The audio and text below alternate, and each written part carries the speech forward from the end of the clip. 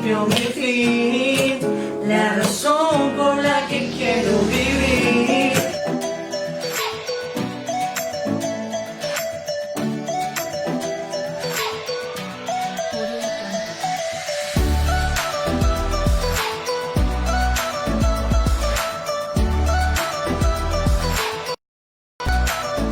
Un saludo muy a las personas que son desafiantes, las personas que son puestos y disponibles a seguir las enseñanzas de aquel que nos llamó de a su luz a mirar.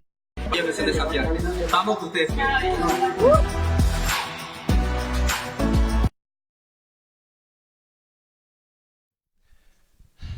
Muy buenas tardes. Shabbat Shalom. 6 días trabajarás y harás toda tu obra, mas el séptimo es día consagrado a tu Señor.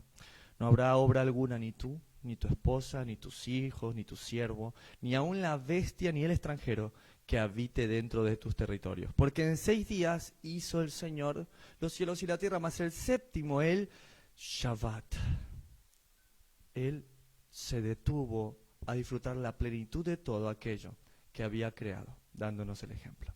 Quiero darte gracias, Señor, por este hermoso día de Shabbat que nos permites disfrutar de tus mandamientos. Quiero darle gracias también a la comunidad de Sucadaví Buenos Aires que está esta semana junto a nosotros. Saludar también a la comunidad de Sucadaví en San Miguel, que están haciendo también el estudio bíblico junto a nosotros de Santiago. A la comunidad que está también de Sucadaví en Manta, que nos sigue semana a semana. A los que están a través de Facebook, a los que nos escuchan a través de YouTube, Spotify y también a través de Instagram. Que el Señor les recontra bendiga. Y agárrense, porque el día de la fecha, solo por su gracia y misericordia, estudiaremos Santiago, capítulo 2, en las palabras del mismísimo hermano del Mesías de Israel, Santiago, Jacob. Pero bueno, el capítulo anterior, sí, para hacer un poco de remembranza, ya que recuerden que la idea de Santiago nunca fue que su carta la dividieran en capítulos, y creo que todos se sorprenderían, sobre todo Pablo y Santiago también, de entender que alguna vez una carta que enviaron iba a estar como parte de uno de los 66, de todos los libros de la Biblia. Debe haber sido para ellos como un impacto, ¿sí? Porque para ellos la única escritura que existía, ¿cuál es? La Torá, los mandamientos, los profetas, el Génesis, Éxodo, Levítico, Deuteronomio, Números. Y cuando vuelvan nuevamente y los conozcamos, ver, dice, wow, la carta que yo le envié a Timoteo, por ejemplo, que diría Pablo, yo, Saulo de Tarso, yo era para Timoteo. Y ahora resulta que ustedes la estudiaban y usaban esa carta para estar en contra de lo que Dios dijo en Sinaí. Se van a pegar una sorprendida, sobre todo Pablo, ¿sí?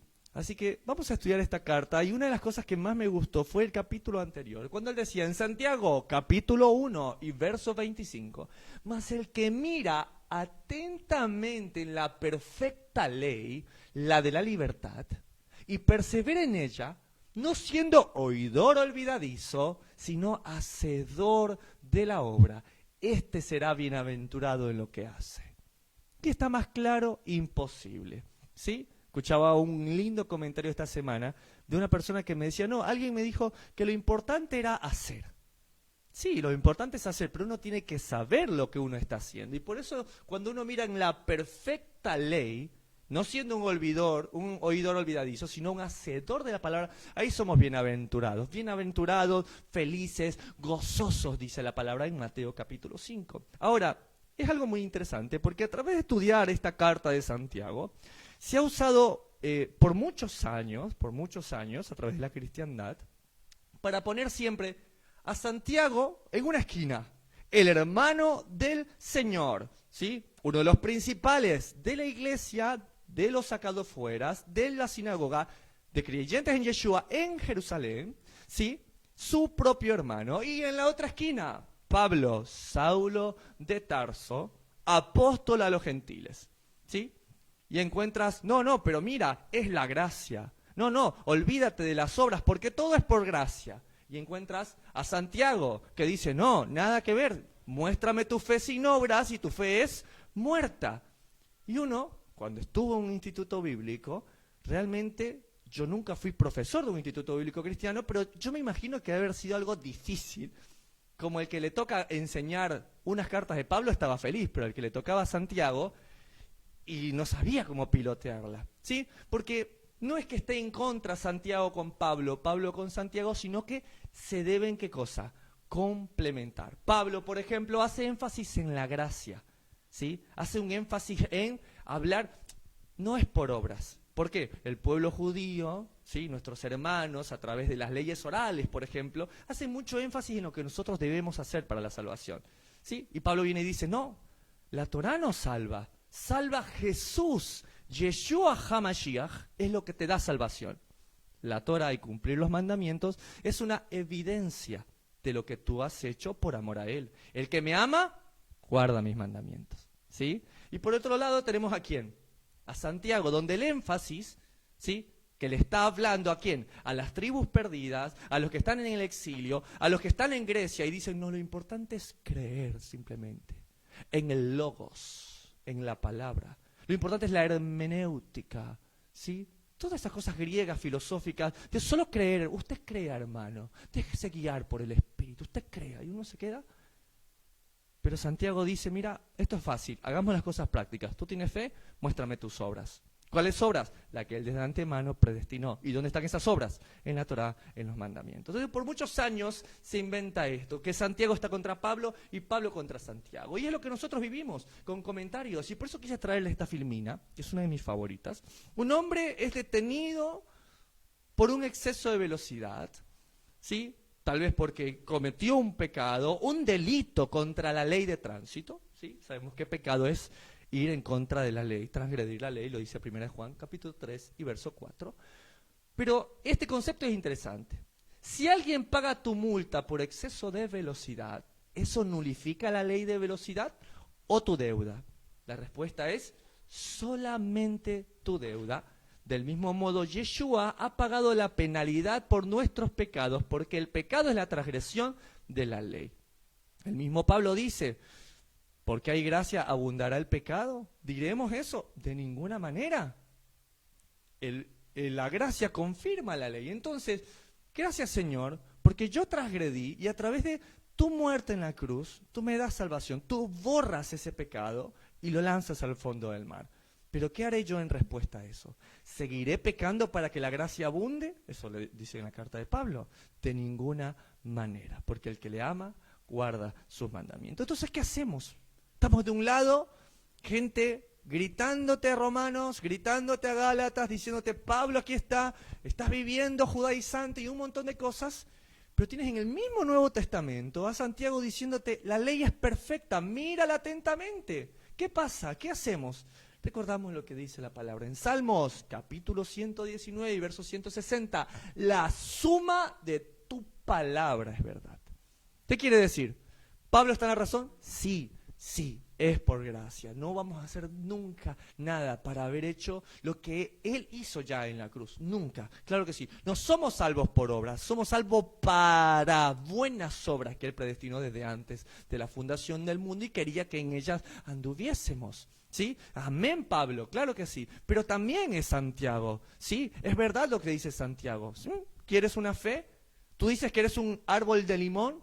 Sí, gracias a la muerte de Jesús yo soy un árbol de limón. Muéstrame que eres un árbol de limón. Claro que soy un árbol de limón. Dame un limón.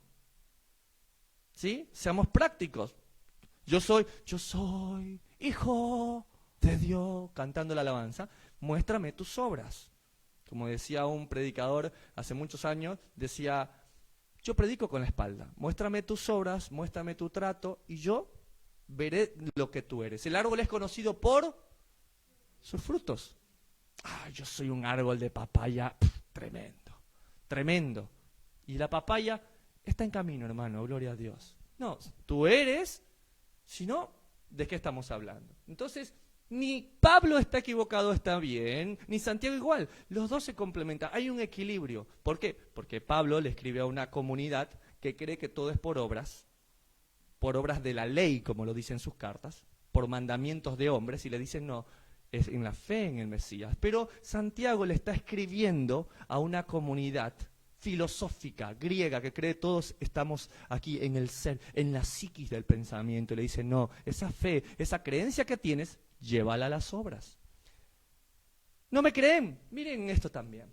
El padre y fundador, ¿sí?, de todo el movimiento protestante es Martín Lutero. Y les quise traer uno de los epílogos que más me gustó acerca del prólogo del Nuevo Testamento. Esto es Vivel, 1546, y me encanta cómo dice esto. Cuenta el célebre escritor Chesterton, con versos del protestantismo a la fe católica, que Martín Lutero era propenso a irracionales ataques de furia, durante uno de los cuales arrancó de la Biblia la epístola de Santiago.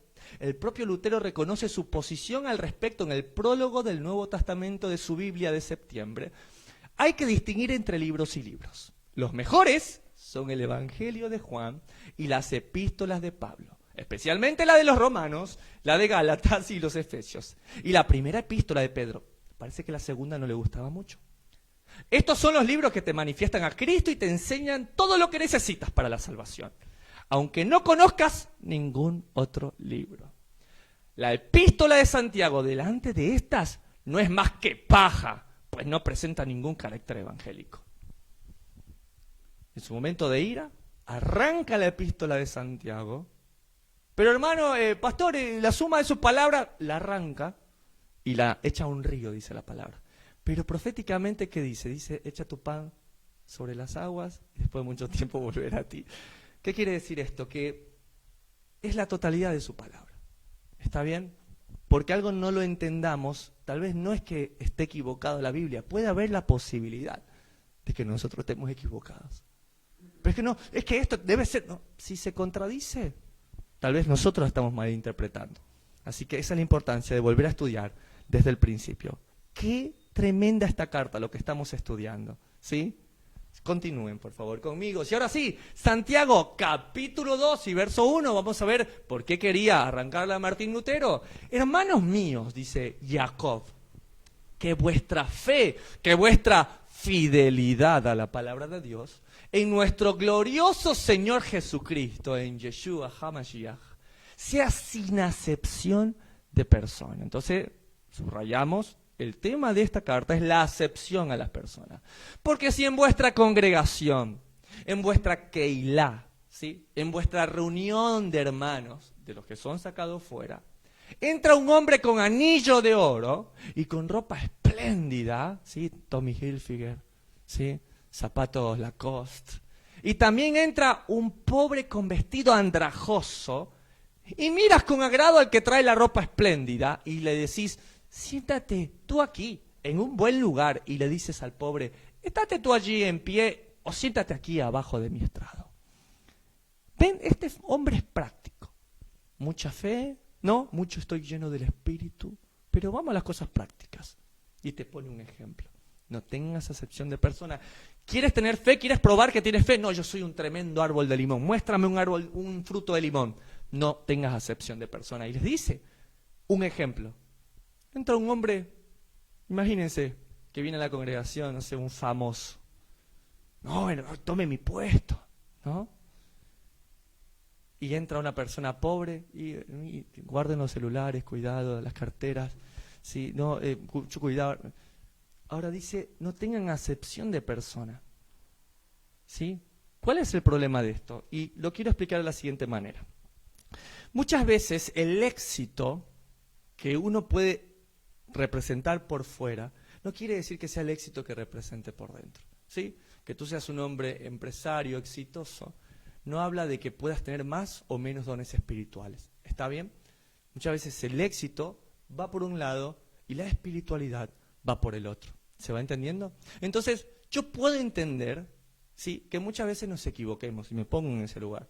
Por ejemplo, somos una congregación y escuchamos que, no sé, viene alguien que tiene mucho dinero y que es muy influyente y tú dices, wow, ¿qué pasaría si esa persona se convierte?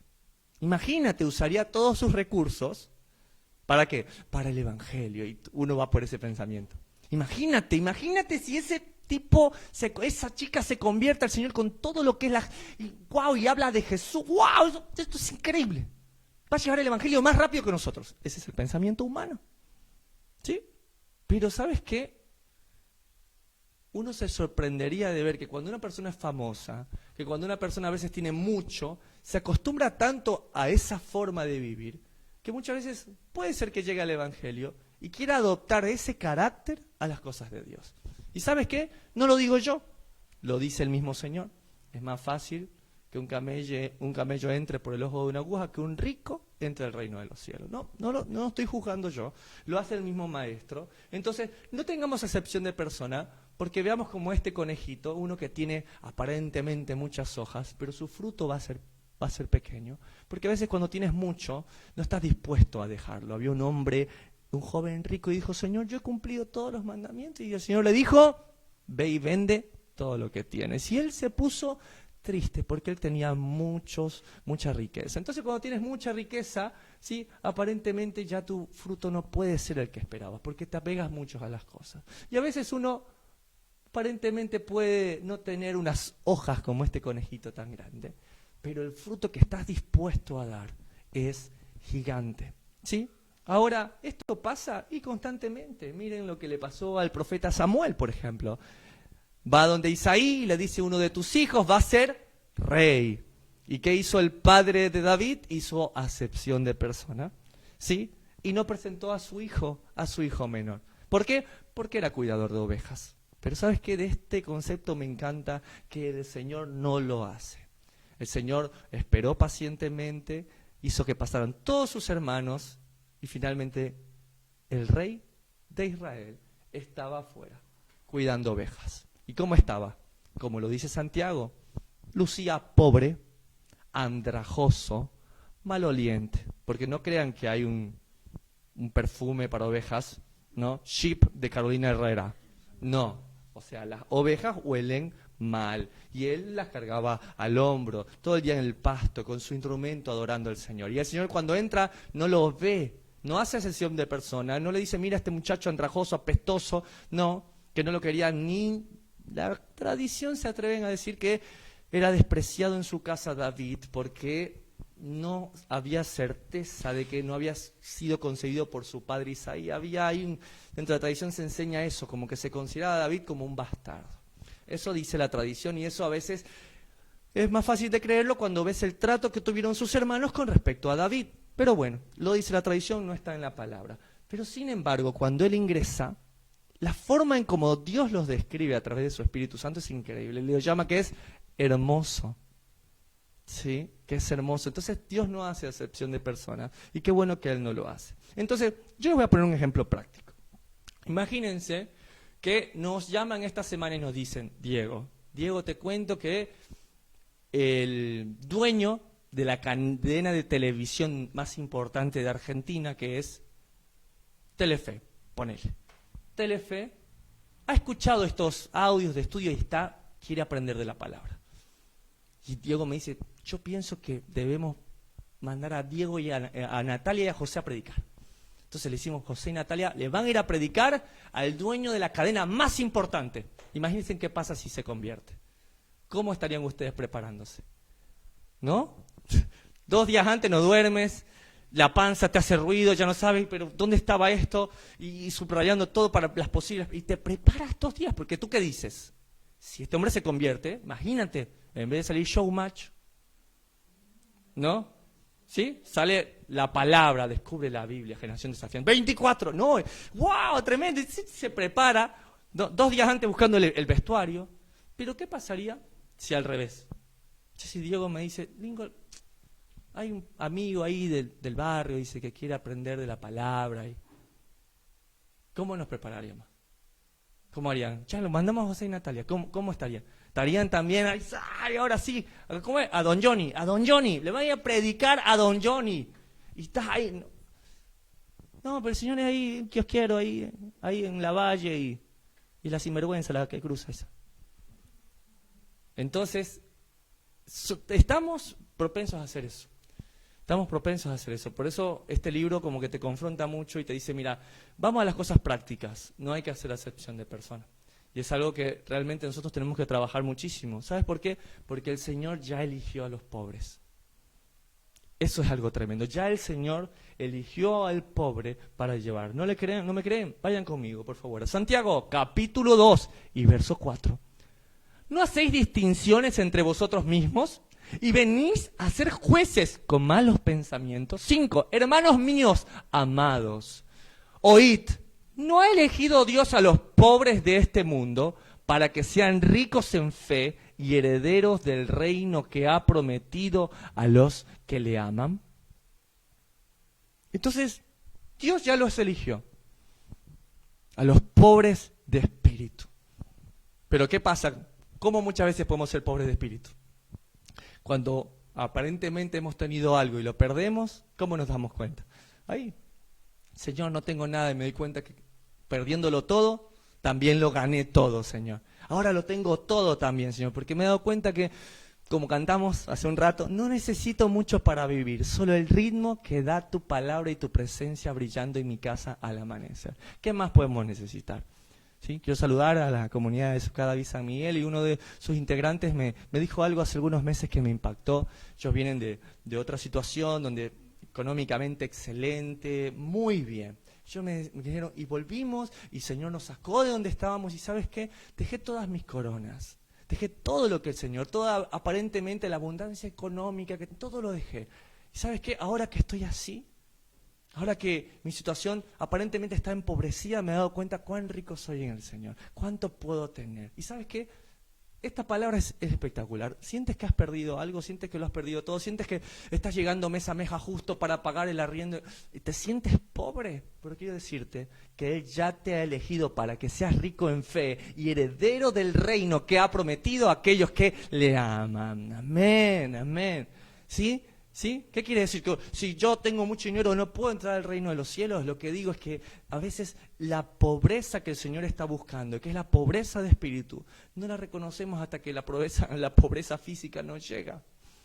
Hasta ahí, desde ese momento, uno no lo valora, ¿sí? No valoras una casa hasta que te das cuenta que has tenido que alquilar toda la vida. Y sabes que si alquilaste toda la vida y sigues siendo pobre de espíritu, como dijo un buen amigo, ahora que tengo una casa, quiero hacer una sala grande. Le digo, ¿qué? ¿Tienes muchos muebles? No, es para recibir gente que quieran aprender del Señor. ¡Wow! Claro, ¿cómo no te va a dar una casa el Señor? ¿Sí? Porque ya tu pensamiento es un pensamiento empobrecido. Es decir, todo lo que yo puedo tener, se lo puedo dar al Señor.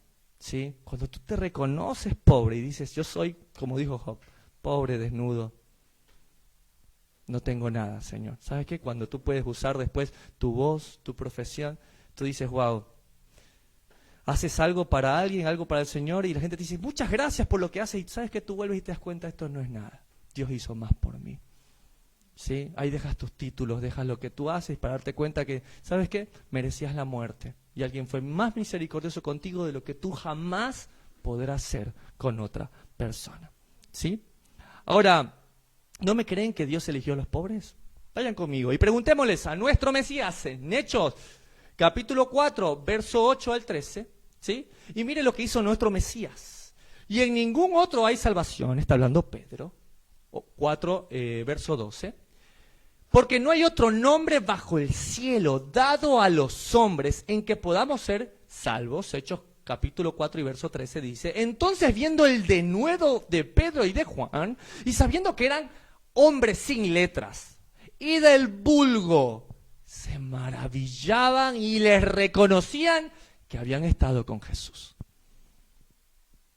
El Señor pudo haber elegido graduados en Harvard, de las mejores universidades, de las mejores familias, y Él que eligió pescadores sin letras y del vulgo. Ese es el Señor. Su hermano lo conocía, Jacob, Santiago lo conocía, por eso le dijo, Él ya eligió a los pobres. Mírennos a nosotros. Él ya los eligió. Verso 6 de Santiago, capítulo 2, pero vosotros habéis afrentado al pobre. ¿No os oprimen los ricos? ¿Y no son ellos los mismos que os arrastran a los tribunales? Verso 7. ¿No blasfeman ellos el buen nombre que fue invocado sobre nosotros? Verso 8. Si en verdad cumplís la ley real, conforme a la Escritura, amarás a tu prójimo como a ti mismo, bien hacéis, dice la palabra. ¿Quieres cumplir la ley real conforme a la que está en la Escritura? Ama a tu prójimo como a ti mismo bien hacéis. bien hacéis. Hemos estado trabajando con mi esposa esta semana y estamos haciendo esto del reto de la amabilidad. Y me gusta porque una de las partes de este reto de la amabilidad, los invito a los que puedan hacer este curso en pareja en www.edificatucasa.com. Este reto me gusta porque una de las partes de la amabilidad simplemente radica en no hablar mal del otro. Ya no hablar mal del otro, ¿sí? Ya es amabilidad. Ya es amar a tu prójimo, ¿sabes qué? No dilapidar. En el mundo de la medicina es frecuente que los psicólogos digan, los médicos dicen, no, usted tiene que soltarlo, hermana. Es que si no, eso lo va a carcomer dentro. Usted tiene que, sí, lo vio a su marido, dígale todo, dígale lo que siente. Eso es lo que dice la psiquis, la psicología. La palabra que dice, refrena tu lengua y considera tu propia condición. No seas sabio en tus propios pensamientos. Sé prudente, sé prudente. Es interesante cómo la psicología enseña una cosa y la palabra enseña otra. Amar a tu prójimo también es una situación no solo de no hacer, no solo hacer, sino también dejar de hacer.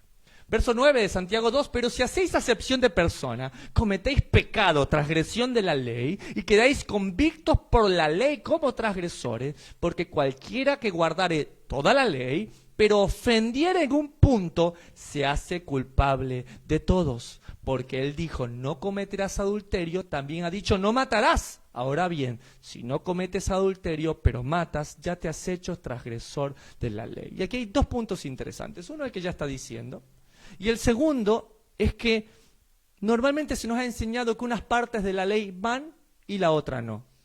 Por ejemplo, cuando se nos habla de la ley del diezmo, que no está en el Nuevo Testamento, sino está en el Antiguo Testamento como parte del Tanaj, se nos enseñó diciendo, no, hermano, el diezmo no está abolido, pero guardar Shabbat sí. ¿En serio? Sí, sí, sí. Usted quédese tranquilo, usted diezme, pero puede no guardar Shabbat. Pero aquí mismo, en el Nuevo Testamento, que es para los que somos gentiles, como se nos enseñó, dice que guardaré toda la ley, pero ofender en un punto, se hace culpable de todo. ¿Sí? ¿Qué quiere decir? Que toda la ley está en función. Así hablad, verso 12, y así haced como los que habéis de ser juzgados por la ley de la libertad. Mire cómo les llama Santiago, la ley de la libertad. Verso 13, porque juicio sin misericordia se hará con aquel que no hiciere misericordia, y la misericordia triunfa sobre el juicio. Te está mostrando dos lados. Te dice, mira, la ley es la ley de la libertad y vas a ser juzgado. Es que Moisés, y el Señor le dice, tanto hablan de Moisés, por Moisés van a ser juzgados. ¿Sí? El Señor ya mostró, ¿vamos a ser juzgados? Sí, tremendamente. Ay, Lincoln, toda la ley, aprenderemos a guardarla. Es bravo, ¿ah? Es, como dice el mandamiento, de día y de noche meditarás en ella. Es tan fuerte el estudiar toda la ley que el Señor, sabiendo que era difícil, le dice en Josué, capítulo 1 y verso 9, no tengas temor, no desmayes, porque yo soy el Señor tu Dios que estaré contigo a donde quiera que vayas. Y la gente dice, amén, ese es mi versículo donde Dios dice que voy a estar conmigo, pero se lo dice porque en el verso 8 dice, harás de cumplir todo lo que está escrito en este libro de la ley para que andes conforme a lo que está escrito. El Señor sabe, pero dice, ¿sabes qué? No estás solo, yo estoy contigo. Pero miren otra parte importante, dice, porque juicio sin misericordia se hará aquel que no hiciere misericordia. ¿Qué es misericordia? Amor que actúa, amor que no paga con la misma moneda. De lo que hemos podido experimentar, que no se nos pagó con la misma moneda, hemos entendido lo que es la misericordia. Cuando alguien nos amó, cuando debíamos haber recibido humillación. ¿Y sabes qué? Al que mucho se le perdona, mucho ama. Misericordia es amor que actúa. El Señor es traicionado por su mejor amigo. Él se ahorca.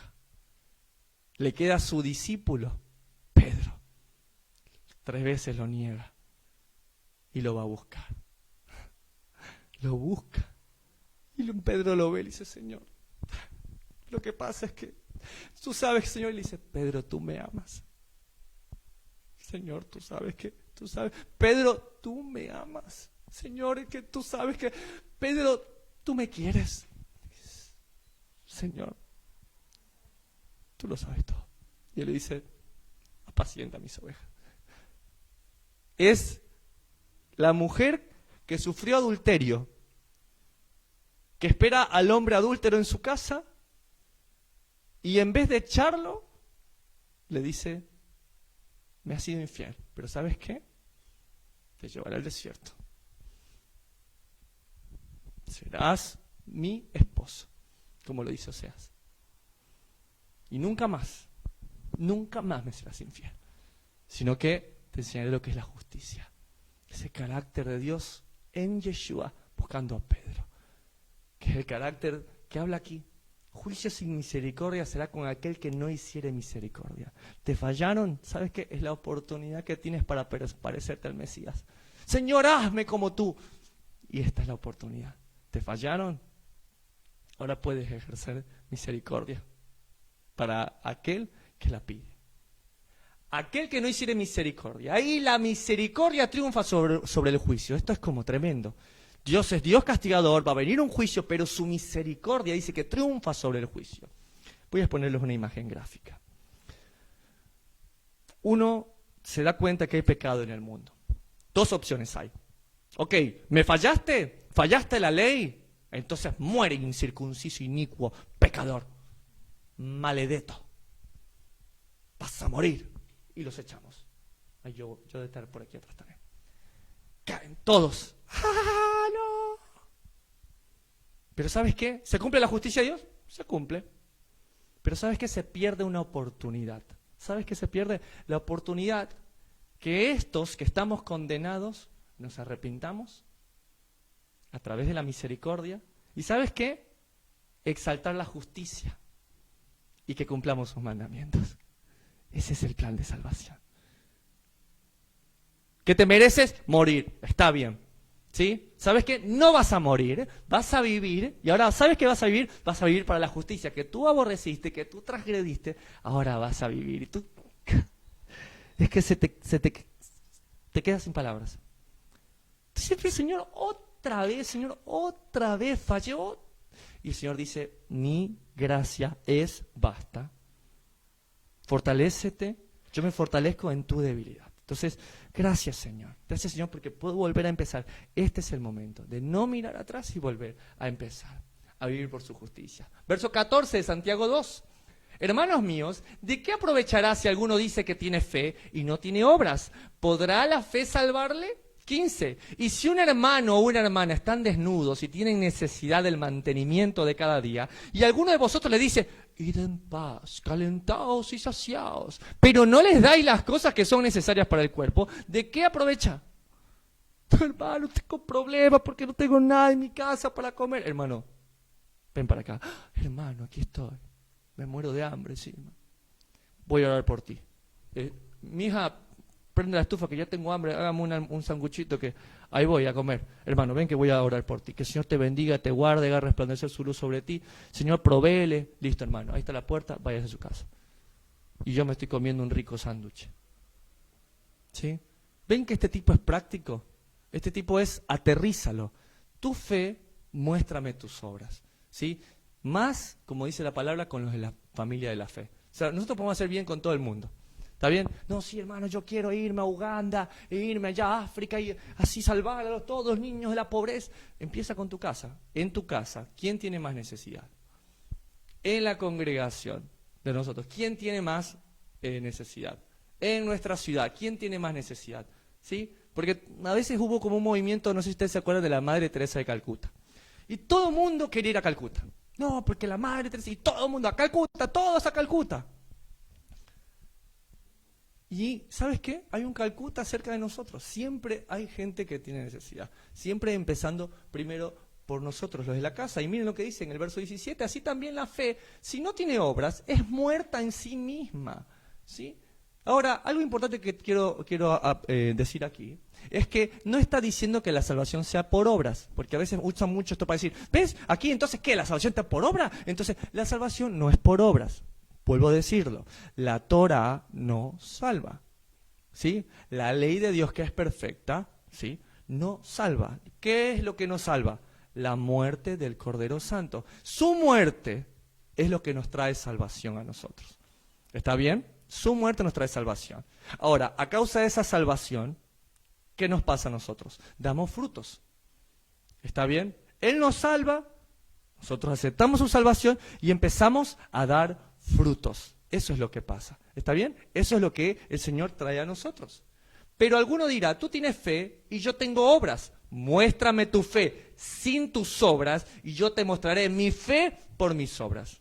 ¿Qué es más fácil?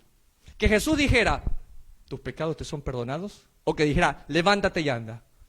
¿Qué es más fácil? Decir a la gente, tus pecados te son perdonados, hermano. Ya Dios te perdonó. Eso es más fácil. Pero hacer que uno se levantara y caminara, eso es lo difícil porque tú lo puedes probar. Entonces es fácil decir yo creo en Dios, pero las obras, no obras para salvación, porque nuestras obras son como trapos de inmundicia, pero cuando eres salvo, cuando tú dijiste el Señor murió por mí, yo le creo, yo a causa de que le amo guardo sus mandamientos y pongo a obrar. Yo era un árbol, debía ser cortado, no me cortaron, entonces ¿qué hago? ¿Me quedo como un árbol y digo yo soy hijo de Dios? ¿O empiezo a producir? Empiezo a producir fruto, y fruto que perdure, fruto abundante. Ahora, ¿no me creen? ¿No creen que esta es la forma correcta de obrar? Preguntémosle a nuestro Mesías. En Mateo capítulo 7 y verso 24 al 29, el Mesías dice, cualquiera pues que me oye estas palabras y las hace, él dice, el que oye y las hace, le compararé a un hombre prudente que edificó su casa sobre la roca. Y ya saben lo que pasó. Uno construye sobre la arena, viene la lluvia, los vientos y se la lleva. Otro construye sobre la roca y ¿qué pasa? Viene el viento, la lluvia y no se la lleva. Verso 28, y cuando terminó Jesús estas palabras, la gente se admiraba de su doctrina porque les enseñaba como quien tiene autoridad y no como los escribas. ¿Por qué? Porque conocían a Jesús. Si este hombre habla de paz, este hombre habla de amor por el prójimo, ¿y por qué tiene autoridad? Porque uno lo ve. Uno ve que hay un cambio en esa persona. Uno ve y dice, wow, esta persona, mira cómo vive. Entonces, claro que sí. Pero ¿qué pasa cuando somos, como escuché esta semana, piedra de tropiezo?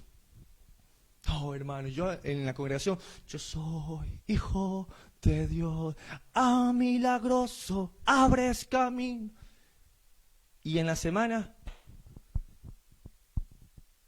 entonces, realmente este libro, sobre todo esta carta de Santiago, nos lleva a las condiciones muy prácticas de la vida. Muy prácticas, como la que nuestro Mesías dice, si oyes estas palabras y las haces, te compararé con un hombre prudente. ¿Cuántos quisieran que venga Yeshua y le diga, José, has sido un hombre prudente, wow, tremendo, amén, wow, increíble, ¿sí? Imagínate, Jimmy, eres un hombre prudente, sí, Señor, wow, increíble. Ahora, hay que oír estas palabras y también hacerlas. Verso 19 de Santiago 2, ¿tú crees que Dios es uno? Bien haces, ¿no? El Shema Israel. Y muchos se lo saben hasta en hebreo, ¿no? Shema Israel, Adonai Eloheinu, Adonai Echad, ¿no? Nosotros en casa lo recitamos a nuestros hijos, como lo dice el mandamiento, ¿no? Guardarás estas palabras en tu corazón y la transmitirás a tus hijos cuando estén acostándose, cuando se levanten, cuando en el camino, cuando estén en casa, ¿sí? Los pondrás en tus manos, como cinto en tu frente, y en los dinteles de tus puertas. Está perfecto. Señor tu Dios, el Señor uno es. Está perfecto. ¿Tú haces eso? ¿Cuántos hacen eso acá? Bien, bien hacen. Pero miren esto, verso 19. También los demonios creen y tiemblan. ¿Tú crees que Dios es uno? Amén, hermano, Dios es uno. Bueno, los demonios también. Inclusive creen en eso y tiemblan ante eso. 20. Mas ¿quieres saber, hombre vano? ¿Quieres saber, hombre muerto, que la fe sin obras es muerta? Y por eso quise traer esta imagen de este niño. Ahora sí, tiembla Lutero, tiembla Calvino y los padres reformantes. Ahora sí tiembla la doctrina de que no, que tú simplemente crees y no tienes que hacer absolutamente nada, ¿sí? Y no tenemos que hacer nada para salvación, porque el Mesías ya lo pagó, pero a causa de esa salvación yo doy un fruto. Y ese fruto que Él predestinó está en la Torá. Verso 21, ¿no fue justificado por las obras Abraham nuestro padre cuando ofreció a su hijo Isaac sobre el altar? Golpe bajo, va un derechazo, ahí va el izquierdazo, 22. ¿No ves que la fe actuó juntamente con sus obras y que la fe se perfeccionó por las obras? Verso 23, y se cumplió la escritura que dice, Abraham creyó a Dios y le fue contado por justicia y fue llamado amigo de Dios. 24. Vosotros veis, pues, que el hombre es justificado por las obras y no solamente por la fe. Y es muy interesante porque está dando el ejemplo de ¿quién? De Abraham, el padre de la fe. Ahora, esto es una trivia interesante. Dice que todo esto, vean el versículo 23, dice, y se cumplió la escritura que dice Abraham creyó a Dios y le fue contado por justicia y fue llamado amigo de Dios. ¿En qué momento Abraham se ganó ese título? ¿Cuándo Abraham fue llamado amigo de Dios? El verso 21. Cuando ofreció a su hijo Isaac. Ahí, cuando él obró, ¿Dios sabía que iba a entregar a su hijo? Sí, Dios lo sabe todo. Pero ¿sabes qué? Fue llamado amigo de Dios y se dio cuenta Abraham también que era amigo de Dios cuando él obró. Entonces, ¿cuándo ofreció a su hijo Isaac? ¿Se acuerdan en Génesis qué capítulo fue esto? Más o menos. 22. En el capítulo 22 ofrece a su hijo Isaac. Pero dice acá en el 22, ¿no ves que la fe actuó juntamente con sus obras? Y se perfeccionó en las obras. 23, y se cumplió la escritura que dice, Abraham creyó a Dios. Ahora, ¿cuándo Abraham creyó a Dios? Cuando se le presentó en la carpa, ¿se acuerdan? Y dice, sal de esta tienda y mira las estrellas. ¿Ves las estrellas? Así serán tus hijos. Y ahí Abraham creyó a Dios. ¿En qué capítulo fue eso? Génesis. Muy bien, cerca, 15. Ahora, en Génesis 15, Dios ya había visto lo que pasaba en Génesis 22. Por eso dice que ya creyó a Abraham y le fue contado por justicia. Ya está. Porque él se dio cuenta de lo que era capaz. Ahora, ¿por qué Dios, si ya lo sabe todo, nos pone en pruebas? Claro. O sea, Dios, ya sabías que me iba a ir de mi país, me iba a vivir a otro país, y sabes todo lo que iba a pasar. Sí, yo ya lo sabía todo. ¿Y por qué tuve que pasar todo esto? Para que tú supieras de qué estás hecho. Para que tú supieras que puedes resistir a la tentación, de que tú puedes vencer, de que tú a mi lado puedes ser más, de que yo estoy contigo. Yo ya lo sé todo, pero ¿sabes qué? No soy egoísta. Yo ya lo sé todo, listo. Te voy tachando. No, quiero que tú lo averigües al igual que yo. Y verso 24, vosotros veis pues que el hombre es justificado por las obras y no solamente por la fe. Para. Yo ya escuché esto, claro que sí, lo dijo el apóstol Pablo en Romanos, capítulo 12 y verso 13. Porque no son los oidores de la ley los justos ante Dios, sino los hacedores de la ley los que serán justificados. ¿Sí? Ponemos la cara de este niño. Yo la primera vez que escuché esto, puse la cara del niño, pero pato Lucas, ¡pa!, la boca al piso. Y caí para atrás como condorito, solo los pies se me veían. Que yo decía, ¿cómo se lo explico a mi esposa? Tenía la labor hace muchos años, y la sigo teniendo, de estudiar esto para ir llevando el rumbo de mi casa. Y cuando leo esto, ¿qué onda? Pablo, dije, está mal traducido. Pero bueno, tanto Santiago como Pablo están de acuerdo en que son los hacedores de la ley los que van a ser justificados delante del Señor. Verso 25. Asimismo también Rahab, la ramera, no fue justificada por obras cuando recibió a los mensajeros y los envió por otro camino. 26. Porque como el cuerpo sin espíritu está muerto, así también la fe sin obras está muerta. Y ven ese pasaje cuando está Rahab, ¿sí? ¿Se acuerdan cuando viene ya el pueblo de Dios y va a tomar Jericó? ¿Sí? Y dice que Rahab fue por las obras justificadas. Pudieron haber matado, muerta, finito, caput. Ayudando a un pueblo extranjero enemigo, imagínense, o sea, el riesgo que tomó y los envió por otro camino. Entonces, porque como el cuerpo sin espíritu está muerto, así también la fe sin obra está muerta. Entonces, imagínate que voy con... Ya José por el tema. Pero imagínate que vamos José, nos vamos a Sucadaví San Miguel, vamos a visitar la congregación, que muy pronto vamos a estar celebrando la fiesta juntos, y vamos pasando y hay un accidente, José.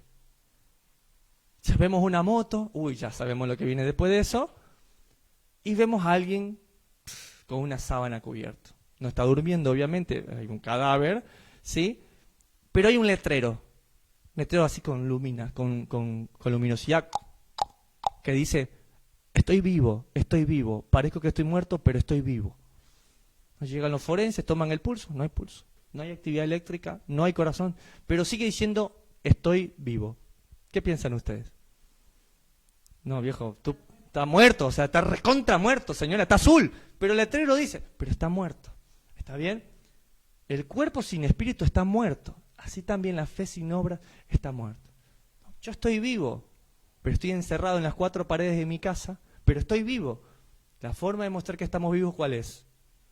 Que es fruto. Pongo otro ejemplo. Tienes un árbol, pero el árbol nunca da fruto. ¿Tú qué te empiezas a pensar? Este árbol algo le pasa. Dice la profecía, dice la palabra también, que si tú tienes un árbol que no tiene fruto, ¿qué vas a hacer? Vas a cortarlo. Y llega el dueño de la viña y dice, no, ¿sabes qué? Voy a darle un poco más de tiempo.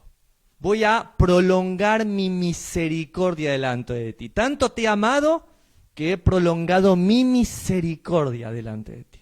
Entonces el Señor está prolongando. Cada vez que nos levantamos, que en la mañana volvemos a la vida, porque si te das cuenta, cuando estamos durmiendo estamos como muertos, ¿no? Y llega la mañana y yo me levanto, ¿sí? Y veo que está mi esposa al lado, ¿sí? Y la veo, ¿no? Y digo, wow, o sea, está aquí al lado mi esposa, están mis hijos, wow, estoy vivo, ¿sí? ¿Cómo no vas a dar gracias al Señor de ver los frutos que Él te ha permitido tener y los frutos que vas a poder recolectar a través de tus hijos? Entonces, wow, Señor, gracias por la vida. Ahora, yo tengo que demostrarte que estoy vivo. No, lo que pasa es que yo ya aprendí esto y no, yo estoy tranquilo aquí en mi casa, yo los veo desde Facebook. Yo aquí me encierro, voy al trabajo y regreso rápido para tener mi tiempo de oración aquí encerradito. Yo no molesto a nadie, pero tampoco impacto a nadie. Tampoco predico con la espalda, tampoco llego al Señor. Sí, hermano, es que primero es mi casa. Sí, primero es tu casa, totalmente. Ve los frutos en tu casa, hazlo en tu casa. Y sabes que cuando tu familia esté listo, puedas abrir las puertas de tu hogar, hazlo. ¿Sabes por qué? Porque la parábola dice que había 3 hombres. A uno le dieron 5 talentos, al otro le dieron 3 y al otro le dio 1. El que tenía 5... trabajó, lo hizo producir y trajo 10. El que tenía 3, trajo el doble. Y el que tenía 1 dijo, no, yo sé que el Señor que yo tengo es duro, mejor lo voy a esconder en la tierra y luego le entrego lo mismo. ¿Y qué le dijo el Señor? Siervo malo, necio, ruin, egoísta. Pudiste haberle dado por lo menos al banco y hubiera ganado los intereses. Ese es nuestro Dios, ¿sí? Que no nos ha cortado de este árbol, pero ¿sabes qué? Espera un fruto. Y un fruto abundante. Y no hay que hacer muchas cosas, ¿sí? Pregúntate en este mismo momento, ¿sí? ¿Qué puedes hacer? ¿Qué es lo que tienes en tu mano? Un amigo querido mucho que lo saludo, David Seili, siempre dice, ¿qué tienes en tu mano para bendecir a la gente? A Moisés le dijo, ¿qué tienes en tu mano? Tengo una vara de pastor, soy pastor, listo, pastorea mis ovejas. ¿Qué tienes en tu mano? ¿Qué es lo que tú tienes para poder bendecir a las demás personas? ¿Qué tienes en tu mano? Esa es la pregunta que debemos hacernos hoy. ¿Sabes por qué? Porque nuestra fe sin obras está muerta. Está muerta. No tengo nada, hermano. Literal, nada. ¿Sí? ¿Tienes amabilidad para dar, como hemos estado probando esta semana con mi esposa? ¿Tienes amabilidad para dar? ¿Tienes alegría para compartir? ¿Sí? ¿Tienes algo para dar que no lo pueda pagar el dinero? Es más valioso. Es más valioso. Amén. Amén. Esto ha sido Santiago capítulo 2, desde las palabras del mismo hermano del Mesías de Israel, de Jacob o Santiago. Que el Señor les recontra bendiga y nos vemos la próxima semana para estudiar Santiago capítulo 3. Un gran abrazo, que el Señor me los bendiga. Shabbat Shalom.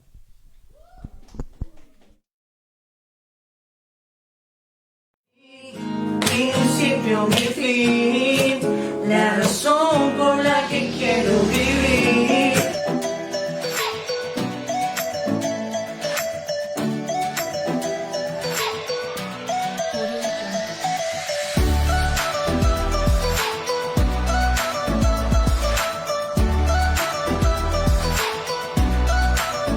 Un saludo muy especial para todas las personas que son desafiantes, las personas que son dispuestos y disponibles a seguir las enseñanzas de aquel que nos llamó de tiniebla a su luz admirable. Para aquellos que son desafiantes, vamos que ustedes pueden.